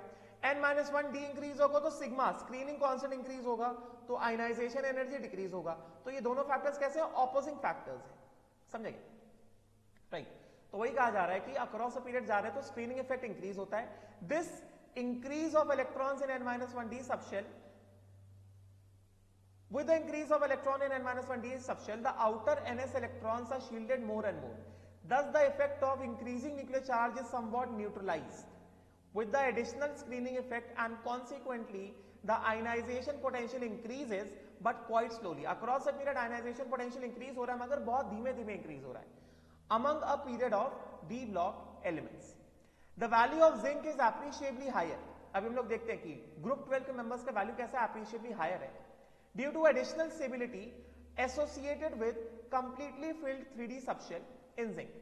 Slight variations that occur in the ionization energy values are mainly due to slight changes in atomic radius. ठीक है, तो ये बेसिकली ये पढ़ लेना कि ये ऐसा वेरिएशन के बारे में बात कर रहे हैं कि इररेगुलर वेरिएशन क्यों है, क्योंकि दो रीजन है, Z इफेक्टिव भी बढ़ता जा रहा है और स्क्रीनिंग इफेक्ट भी बढ़ता जा रहा है। इस वजह से जो वेरिएशन है वो कैसा है, काफी ज्यादा इररेगुलर है।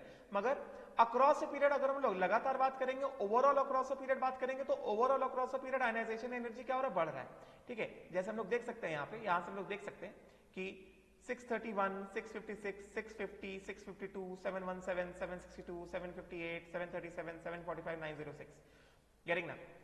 सिमिलरली सेकंड ट्रांजिशन सीरीज देख सकते हो 616, 674, 664, मतलब बीच में वेरिएशंस कैसे इरेगुलर है, मगर ओवरऑल देखोगे 631 से 906 वैल्यू क्या हुआ, इंक्रीज हुआ।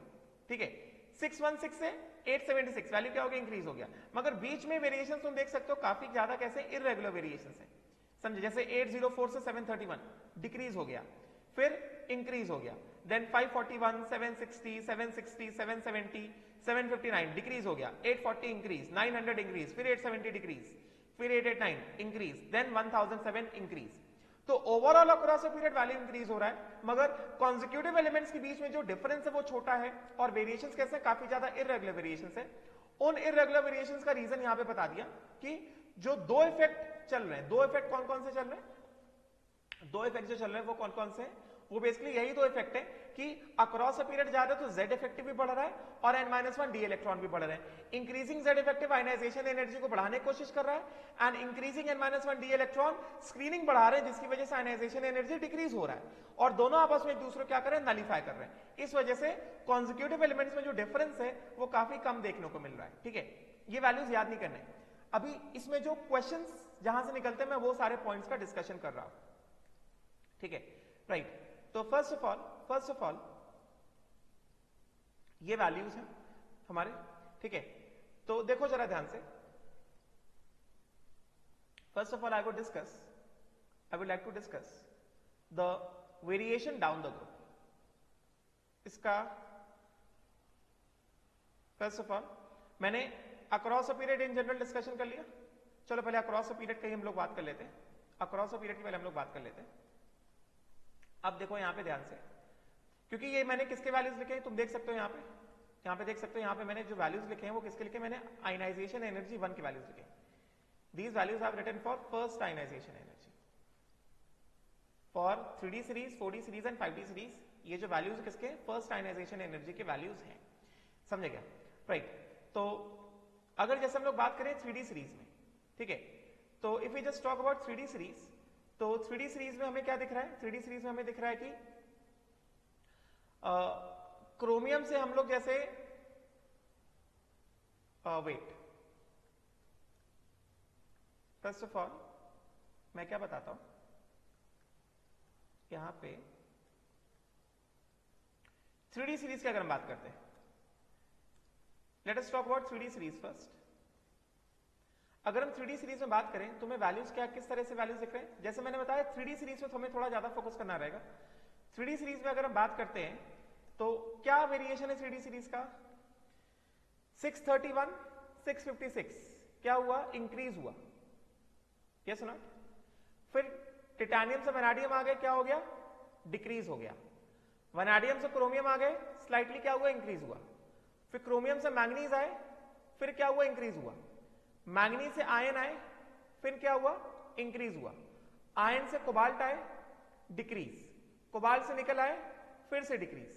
निकल से कॉपर आए, थोड़ा सा इंक्रीज। कॉपर से जिंक आए, लार्ज इंक्रीज। ठीक है, तो फर्स्ट आयनाइजेशन एनर्जी का जो वेरिएशन है order of IE1, order of IE1 जो हमें दिख रहा है, IE1 का जो हमें ऑर्डर दिख रहा है, वैल्यूज को तुम देख सकते हो। एटलीस्ट IE1 का ऑर्डर एक बार देख लो। 3D सीरीज के लिए हमें थोड़ा स्टडी करना पड़ेगा, थोड़ा मुझे पता है टीडीएस काम है, मगर 3D सीरीज के लिए हमें थोड़ा अच्छा स्टडी करना पड़ेगा। 3D सीरीज के लिए IE1 का ऑर्डर ये मैंने लिखा हुआ है, from on the basis of values. Scandium से वैनाडियम, वैनाडियम से टिटानियम। ऑल्दो स्कैंडियम बाद क्या आता है, टिटानियम आता है, मगर टिटानियम कितना है 656, ये कितना है 650 है। तो ये ट्रेंड है, स्कैंडियम, वैनाडियम, फिर क्या, टिटानियम, फिर क्रोमियम, फिर मैंगनीज। क्रोमियम हमने देखा था इट वाज अराउंड 652, मैंगनीज कितना था 717, फिर क्या है निकेल, फिर क्या है कॉपर, फिर क्या है कोबाल्ट, फिर है आयन, फिर है जिंक। एटलीस्ट आयनाइजेशन एनर्जी 1 का ट्रेंड तो याद कर सकते हो फॉर 3D सीरीज। पूरा नहीं याद करने कहूंगा, मगर आयनाइजेशन एनर्जी 1 का ट्रेंड फॉर 3D सीरीज इतना तो याद कर सकते हैं।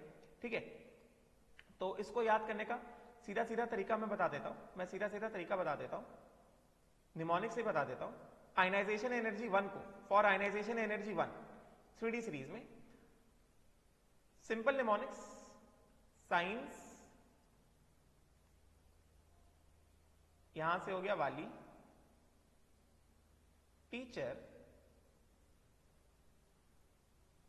ये हो गया कृपलानी,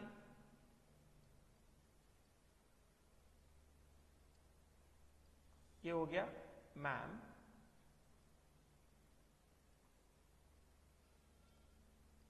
फिर ये हो गया नहीं, कूड़ा,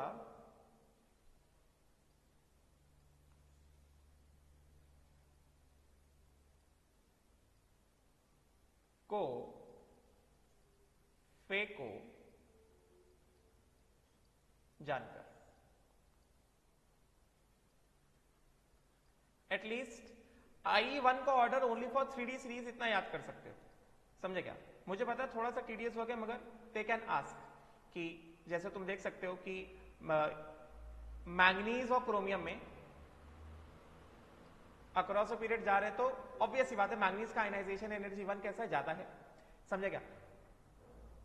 मगर फिर क्या आ गया, nickel, copper, cobalt and then iron. Iron का आयनाइजेशन एनर्जी 1 देखो कितना एकदम टुवर्ड्स मैक्सिमम आया है। फिर क्या है, फिर है जिंक। जिंक का कैसा है, मैक्सिमम है, क्योंकि वो 3D10 है, कंप्लीटली फिल्ड है, समझेगा। तो at least you can just remember the order of IE1। IE1 का ऑर्डर तो एटलीस्ट दिमाग में रख ही सकते हो, ठीक है, राइट। नाउ अभी उसके बाद 3D सीरीज के लिए, 3D सीरीज के लिए only for 3D series will talk about the second ionization energy and the third ionization energy. अभी हम लोग 3D सीरीज की बात कर रहे हैं, ठीक।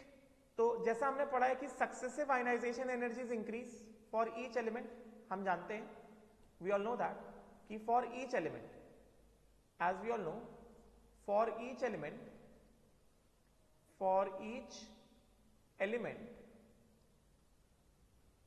सक्सेसिव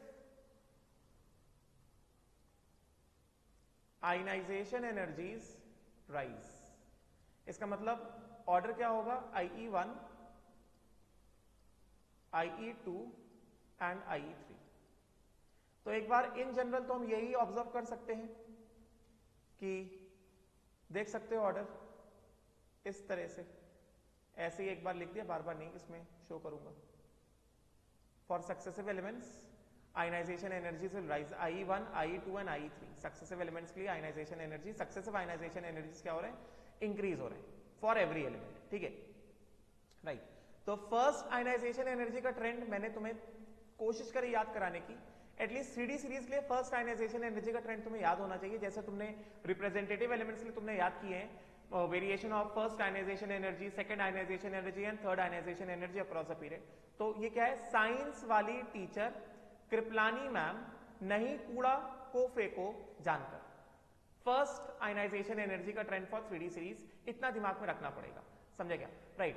तुम्हें जैसे स्पेशली क्वेश्चन इसके ऊपर बेस हो जाते हैं, जैसे मैंगनीज और क्रोमियम हो गया है, तो इसको हम लोग ऐसे भी समझ सकते हैं कि मैंगनीज में क्या है, मैंगनीज में फर्स्ट आयनाइजेशन के लिए मैंगनीज में क्या है, मैंगनीज में 3d5 4s2 है, क्रोमियम में क्या है 3d5 4s1 है।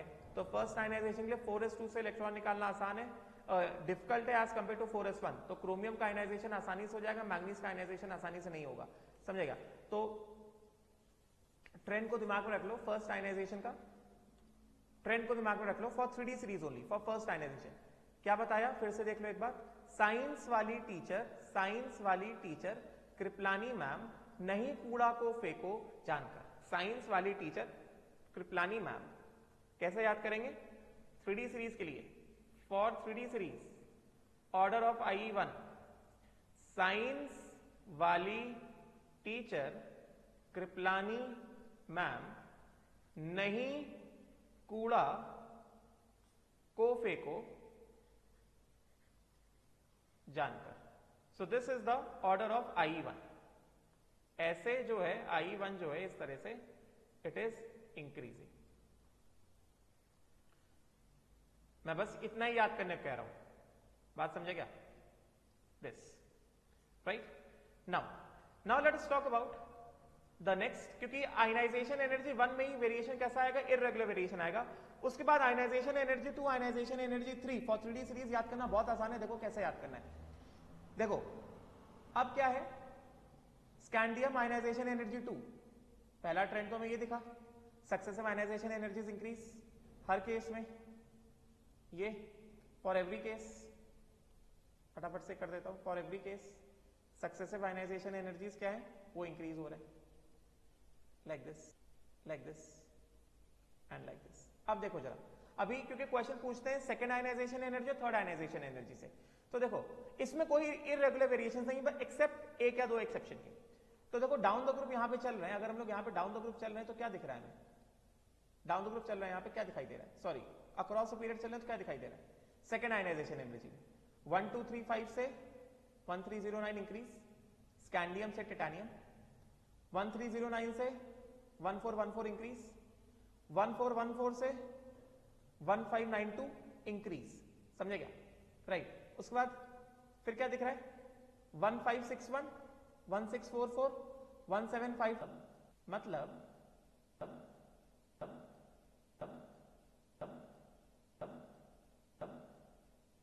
इसको हम सीधा सीधा अगर समझे सेकेंड आयनाइजेशन के लिए, अगर हम सीधा सीधा समझते हैं सेकेंड आयनाइजेशन के लिए, जैसे अगर मैं लिखूं यहां पे, मैं यहां पे लिखता हूं 3D सीरीज लिखता हूं, 3D सीरीज लिखता हूं, 3D सीरीज को मैंने लिखा यहां पे, we have scandium, titanium, vanadium, chromium, manganese, iron, cobalt, nickel, copper and zinc, समझे क्या? तो यहां पे अगर मैं फर्स्ट आयनाइजेशन जब करना होगा, आफ्टर फर्स्ट आयनाइजेशन क्या बचा, आफ्टर IE1 हमने फर्स्ट आयनाइजेशन कर दिया, तो स्कैंडियम क्या होता है 3d1 4s2 होता है ना, तो बचा कितना 3d1 4s1। फर्स्ट आयनाइजेशन के बाद क्या बचा, ये कितना हुआ 3d2 4s1, ये कितना बचा 3d3 4s1, ये कितना बचा 3d5, फर्स्ट एक इलेक्ट्रॉन निकालने के बाद, ये कितना बचा 3d5 4s1, समझे क्या? आयन कितना बचा 3d6 4s1, कोबाल्ट कितना बचा एक इलेक्ट्रॉन निकालने के बाद 3d7 4s1, इलेक्ट्रॉन निकलेगा तो वैलेंस शेल से जाएगा ना पहले, तो 4s इलेक्ट्रॉन निकला है। निकल कितना बचा एक इलेक्ट्रॉन निकालने के बाद 3d8 4s1, कॉपर कितना बचा एक इलेक्ट्रॉन निकालने के बाद 3d10, और फिर जिंक कितना बचा एक इलेक्ट्रॉन निकालने के बाद 3d10 4s1। अब देखो, अब यहां पे पूरा गेम है, तो अब अगर हमें आयनाइजेशन एनर्जी 2 का ट्रेंड लिखना है, आयनाइजेशन एनर्जी 2 का ट्रेंड लिखना है, तो देखो जरा, आयनाइजेशन एनर्जी 2 मतलब जो सेकंड इलेक्ट्रॉन निकालना है, ठीक है। तो स्कैंडियम में सेकंड इलेक्ट्रॉन कहां से निकलना है? स्कैंडियम में सेकंड इलेक्ट्रॉन निकलना है 4s1 से, भाई निकल जाएगा। टिटेनियम में कहां से निकलना है? 4s1 से निकल जाएगा। वनाडियम में कहां से निकलना है? 4s1 से निकल जाएगा। मगर क्रोमियम में कहां से निकलना है? हाईली स्टेबल 3d5 से निकलना है। मतलब क्रोमियम से इलेक्ट्रॉन निकालना, भी सेकंड इलेक्ट्रॉन निकालना क्या होगा? डिफिकल्ट होगा। मतलब क्रोमियम के लिए I2 will be high. Manganese के लिए 4s1 से इलेक्ट्रॉन निकालना है, निकल जाएगा, समझे क्या? आयन के लिए 4s1 से इलेक्ट्रॉन निकालना है, निकल जाएगा, समझे क्या? कोबाल्ट के लिए 4s1 से इलेक्ट्रॉन निकालना है, निकल जाएगा। निकल के लिए 4s1 से इलेक्ट्रॉन निकालना है, निकल जाएगा। कॉपर के लिए रहेगा रहेगा रहेगा रहेगा will be high, I2 will be high. Zinc के लिए 4s1 से इलेक्ट्रॉन निकालना है, निकल जाएगा, समझे क्या? राइट। तो अगर हमें I2 का वेरिएशन लिखना है तो I2 का वेरिएशन समझना बहुत आसान है, बहुत ही आसान वेरिएशन है। पहले सबसे पहले मैं तुम्हें सिखा रहा हूं, क्योंकि तुम लोग याद तो नहीं कर सकते सारे वैल्यूज, तो सबसे पहले मैं क्या सिखा रहा हूं? सबसे पहले मैं ये बता रहा हूं कि पहले रेगुलर ट्रेंड लिख लो। Scandium, titanium, vanadium, chromium, manganese, iron, cobalt, nickel, copper, copper और जिंक। पहले रेगुलर ट्रेंड लिख दो। अभी हमें क्या दिख रहा है? एक्सेप्शनली हाई आयनाइजेशन एनर्जी 2 किसका दिख रहा है? एक्सेप्शनली हाई आयनाइजेशन एनर्जी 2 हमें दिख रहा है क्रोमियम का। क्रोमियम का आयनाइजेशन एनर्जी 2 में एक्सेप्शनली हाई दिख रहा है। तो डेफिनेटली क्रोमियम से इलेक्ट्रॉन जाएगा 3d5 से, मैंगनीज से इलेक्ट्रॉन जाएगा 4s1 से। तो क्रोमियम का सेकंड आयनाइजेशन एनर्जी का पोजीशन इधर तो नहीं आएगा, वो डेफिनेटली मैंगनीज से तो ज्यादा ही होने वाला है, समझे क्या? तो वो मैंगनीज से ज्यादा है, एंड मैंगनीज से ज्यादा के साथ साथ वो जो है आयन से भी ज्यादा है। वैल्यूज के साथ हम लोग देख सकते हैं क्रोमियम का जो सेकंड आयनाइजेशन एनर्जी है मैंगनीज से ज्यादा है, और साथ साथ आयन के सेकंड आयनाइजेशन एनर्जी से भी ज्यादा है। तो क्रोमियम को हम लोग बस यहां से उठाएंगे और यहां पे लाके बिठा देंगे क्रोमियम को आयन के इधर। एकदम रेगुलर ट्रेंड है। पहले रेगुलर ट्रेंड लिख दिया, फिर जो एक्सेप्शंस वाले हैं उनको डिस्प्लेस करा रहे हैं। क्रोमियम से इलेक्ट्रॉन निकालना डिफिकल्ट है, तो क्रोमियम को उसकी जगह से उठाओ और यहां पे लाके प्लेस कर दो, क्योंकि D5 से निकलना है, समझे क्या? उसी तरह से कॉपर से इलेक्ट्रॉन निकालना डिफिकल्ट है, तो कॉपर यहां पे नहीं रहेगा। कॉपर से इलेक्ट्रॉन सेकंड आयनाइजेशन में कॉपर से इलेक्ट्रॉन कहां से जाएगा? 3d10 से जाएगा, तो वो डिफिकल्ट है। जबकि जिंक में कहां से जाएगा? 4s1 से जाएगा, वो आसान है। तो कॉपर को यहां से हटाओ और कॉपर को यहां पे लाके प्लेस कर दो, समझे क्या? तो सेकंड आयनाइजेशन एनर्जी का ट्रेंड क्या हो गया? सेकंड आयनाइजेशन एनर्जी का ट्रेंड हो गया वी हैव स्कैंडियम। अब ये याद करना है, टिटेनियम, वनाडियम, क्रोमियम को उठा के डिस्प्लेस किया आयरन के आगे, मैंगनीज, आयन, एंड देन क्या? Then we have this chromium. बाकी उसके बाद लगातार जो ट्रेंड है, आयरन के बाद क्या आता है? कोबाल्ट आता है, फिर आता है निकेल आता है, फिर कॉपर। कॉपर को डिस्प्लेस किया हमने, तो कॉपर का पोजीशन चेंज किया, तो यहां पे पहले क्या आ जाएगा? जिंक आ जाएगा, एंड देन लास्ट में क्या आ जाएगा हमारे पास? कॉपर आ जाएगा। ऐसे सेकेंड आयनाइजेशन का भी ट्रेंड पूछा जाता है, स्पेशली ये पूछा जाता है कि क्रोमियम का सेकेंड आयनाइजेशन एनर्जी का ट्रेंड क्या है और कॉपर का सेकेंड आयनाइजेशन एनर्जी का ट्रेंड क्या है, जिंक से ज्यादा है या जिंक से कम है। दिस इज जनरली आस्क्ड, समझे क्या? तो वैल्यूज को देखो जरा, ये 3D सीरीज का तो याद करना पड़ेगा। Ionization energy 1, ionization energy 2, ionization energy 3, ये याद करना पड़ेगा। तो देखो जरा, स्कैंडियम इंक्रीज, स्कैंडियम से टिटेनियम इंक्रीज, टिटेनियम से वनाडियम इंक्रीज, ठीक है। फिर वनाडियम से क्या आया? मैंगनीज आया, जस्ट हायर 1414 के बाद 1509, फिर उसके बाद हायर क्या है? 1561, और फिर 1561 मतलब आयन से हायर क्या है? 1592 क्रोमियम। रीजन बताया, क्योंकि क्रोमियम में इलेक्ट्रॉन कहां से निकलना है? क्रोमियम में इलेक्ट्रॉन निकलना है 3d5 से, तो वो डिफिकल्ट है। एंड देन कोबाल्ट, फिर उसके बाद फिर से इंक्रीज निकल, फिर इंक्रीज कॉपर, एंड देन फिर से इंक्रीज क्या? जिंक। बात समझे क्या? राइट। तो इस तरह का वेरिएशन है किसका? सेकेंड आयनाइजेशन एनर्जी का। तो सेकेंड आयनाइजेशन एनर्जी का वेरिएशन मैंने बता दिया। पहले क्या करो? Second ionization, first ionization energy बहुत ही ज्यादा इरेगुलर है, तो उसके लिए मैंने निमोनिक बता दिया। क्या बता दिया? साइंस वाली टीचर कृपलानी मैम फेंको नहीं कूड़ा जानकर, समझे क्या? तो फर्स्ट आयनाइजेशन एनर्जी कैसे याद करना है उसका मैंने तुमको निमोनिक्स बता दिया, समझे क्या? साइंस वाली टीचर कृपलानी मैम, नहीं फेंको, नहीं कूड़ा को फेंको, फेंको नहीं कूड़ा नहीं, सॉरी, नहीं कूड़ा को फेंको, नहीं कूड़ा को फेंको जानकर। तो ये क्या है? ट्रेंड है फर्स्ट आयनाइजेशन एनर्जी का। 3D सीरीज के लिए याद करना पड़ेगा, 3D सीरीज से क्वेश्चन आते हैं। फिर order of second ionization energy मैंने क्या बताया, इसको एकदम रेगुलरली लिखो, एकदम रेगुलरली लिखो।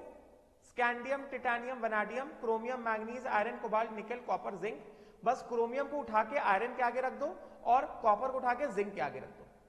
सेकेंड आयनाइजेशन एनर्जी का ट्रेंड ये आ जाएगा। ऐसे तुम क्वेश्चन सॉल्व कर सकते हो second ionization. First ionization energy का ट्रेंड, साइंस वाली टीचर कृपलानी मैम, फिर क्या है, नहीं कूड़ा को फेंको जानकर। 3D सीरीज के लिए IE1 का वेरिएशन। 3D सीरीज को याद करना पड़ेगा, we have no other choice 3D series से, क्योंकि क्वेश्चन पूछे जाते हैं। ठीक है, अब देखो 3D सीरीज का आयनाइजेशन एनर्जी 1 कैसे याद करना है वो मैंने सिखा दिया। आयनाइजेशन एनर्जी 2 का ऑर्डर कैसे याद करना है वो मैंने सिखा दिया। वी हैव टू पे स्पेशल अटेंशन टू कॉपर का पोजीशन, क्रोमियम का पोजीशन एंड कॉपर का पोजीशन, और बाकी सबके रिलेटिव पोजीशन कैसे याद करना है वो मैंने सिखा दिया, समझे क्या? फिर आता है हमारे पास आयनाइजेशन एनर्जी 3, आयनाइजेशन एनर्जी 3। तो अब देखो जरा, तो मैंने यहां पे जो लिखा कि एक आयनाइजेशन के बाद क्या बचेगा, तो अब मैं उसी तरह मैं लिखता हूं 2 आयनाइजेशन के बाद क्या बचेगा। जैसे मैंने लिखा एक आयनाइजेशन बाद क्या बचेगा, तो अब 2 आयनाइजेशन के बाद क्या बचेगा। 2 आयनाइजेशन हो गए, तो अब क्या होगा, समझे क्या? तो अभी एक बार हम लोग 2 आयनाइजेशन का देख लेते हैं कि after 2 ionization what all will be left, समझे क्या? तो अब देखो जरा, आफ्टर 2 आयनाइजेशन स्कैंडियम क्या होता है 3d14s2, 2 आयनाइजेशन कर दिए 3d1। टिटानियम क्या होता है 3d24s2, 2 आयनाइजेशन कर दिए 3d2। वनाडियम होता है 3d34s2, 2 आयनाइजेशन कर दिए 3d3। क्रोमियम होता है 3d54s1, 2 आयनाइजेशन कर दिए 3d4 आफ्टर IE2। ये है कंडीशन हमारे पास। मैंगनीज क्या होता है 3d54s2, 2 आयनाइजेशन कर दिए 3d5, देखो हाफ फिल्ड। आयन के बाद 2 आयनाइजेशन बाद क्या बचेगा 3d6, क्योंकि आयन होता है 3d64s2, 2 आयनाइजेशन कर दो, 2 इलेक्ट्रॉन उड़ा दो, क्या आ जाएगा 3d6। कोबाल्ट होता है 3d74s2, 2 आयनाइजेशन कर दो, क्या हो जाएगा 3d7। निकेल होता है 3d84s2, 2 आयनाइजेशन कर दो 3d8। कॉपर क्या होता है 3d104s1, 2 आयनाइजेशन कर दो 3d9। जिंक होता है 3d104s2, 2 आयनाइजेशन कर दो, कितना बचेगा 3d10 बचेगा, समझेगा? तो इन जनरल हमें पता है कि अक्रॉस अ पीरियड जाते हो तो आयनाइजेशन एनर्जी क्या होता है, इंक्रीज होता है। बस अब जब थर्ड आयनाइजेशन करने जाएंगे, अगर हम लोग थर्ड आयनाइजेशन करने जाएंगे फॉर आयनाइजेशन 3, आयनाइजेशन 3 इलेक्ट्रॉन जाना है D1 से निकल जाएगा आसानी से, D2 जाना है निकल जाएगा आसानी से, D3 जाना है निकल जाएगा आसानी से, D4 से जाना है निकल जाएगा आसानी से, D5 से जाना है आसानी से नहीं निकलेगा। मैंगनीज का IE3 विल बी हायर क्योंकि हाफ फील्ड स्टेबिलिटी। D6 से जाना है आसानी से निकल जाएगा, D7 से जाना है आसानी से निकल जाएगा, D8 से जाना है आसानी से निकल जाएगा, यहां पे D9 से जाना है आसानी से निकल जाएगा, समझेगा? एंड जिंक के लिए D10 से जाना है आसानी से नहीं निकलेगा, IE3 विल बी हायर, समझेगा? राइट। तो फिर से अगर तुम्हें थर्ड आयनाइजेशन एनर्जी का ऑर्डर लिखना है तो वो मैं सिखा देता हूं। सबसे पहले जैसे मैंने सेकंड आयनाइजेशन एनर्जी का ऑर्डर के बारे में सिखाया, पहले रेगुलर ट्रेंड लिख लो। Ionisation energy 3 for 3D series, उसके ऑर्डर को पहले रेगुलर ट्रेंड लिख लो। Scandium, titanium, vanadium, chromium, manganese, iron, cobalt, nickel, copper and zinc.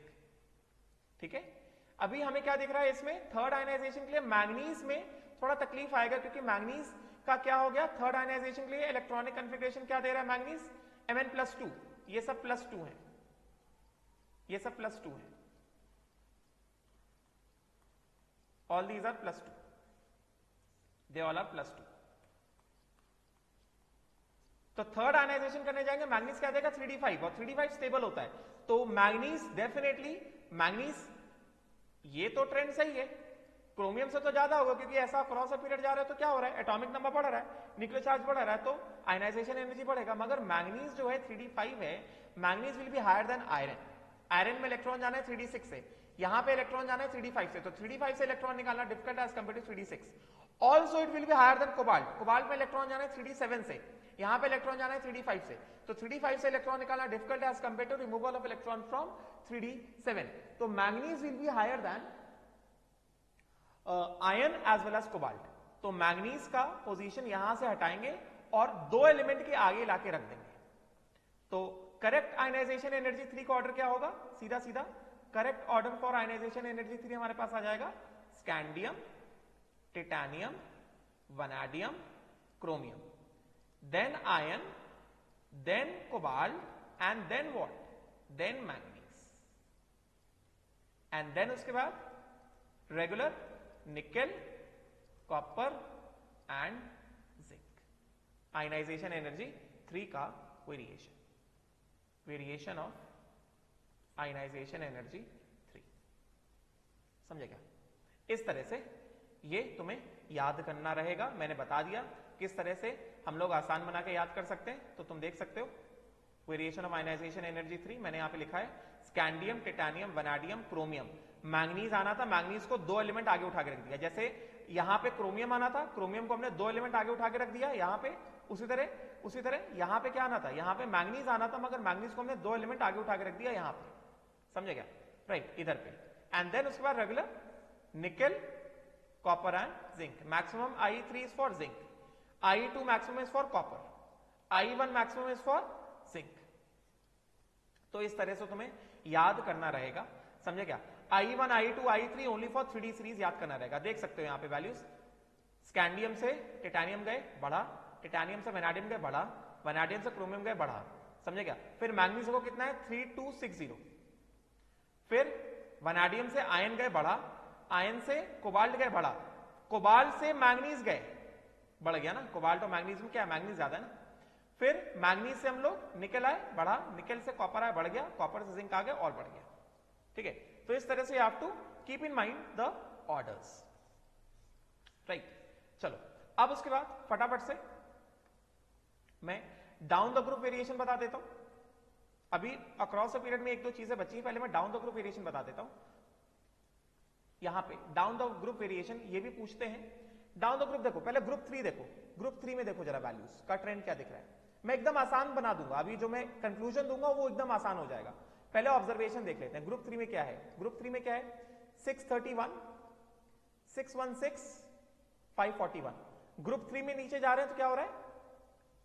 Group 3 में डाउन द ग्रुप जा रहे हैं. ग्रुप 3 के लिए डाउन द ग्रुप जा रहे हैं तो आयनाइजेशन एनर्जी क्या हो रहा है? डिक्रीज हो रहा है. As expected down the group जाएंगे तो आयनाइजेशन एनर्जी डिक्रीज होगा. ठीक है? राइट. फिर देखो ग्रुप 7 देखो जरा. 717, 703, 759 डाउन द ग्रुप जा रहे हैं. 717, 703 वेट 717, 703. ठीक है, ग्रुप 7 रुको. ग्रुप 8 देखो जरा. 762, 711. चलो ऐसे बताता हूं, पहले मैं जनरल लिखता हूं. पहले मैं जनरल वेरिएशन लिख देता हूं. वेरिएशन डाउन द ग्रुप पहले मैं ऐसे लिख देता हूं. Variation of IE1, variation of IE1, variation of IE1 down the group.